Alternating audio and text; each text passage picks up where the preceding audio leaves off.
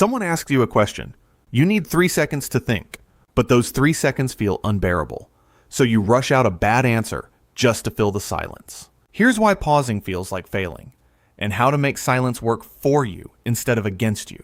Most learners believe silence means something went wrong, that a real pause signals you don't know the answer.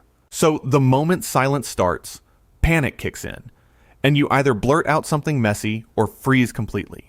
But here's the truth. Even fluent native speakers pause to think.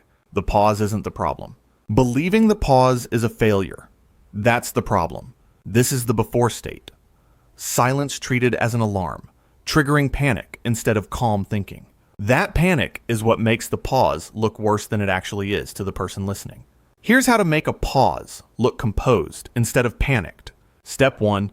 Use physical cues to fill the silence with confidence. A thoughtful chin touch, steady eye contact, or a slow nod signals, "I'm thinking," not "I'm lost."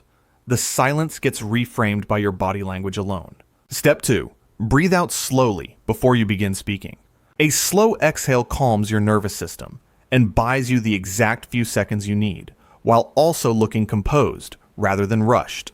Step 3. Treat your pause as thinking time, not dead air. Native speakers pause constantly in real conversation.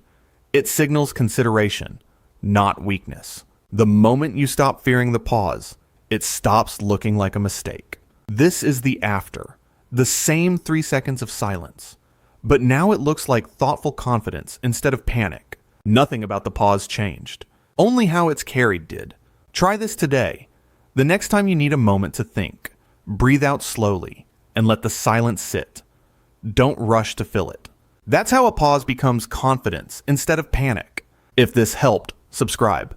Simba Eduzone posts a new English mindset video every week.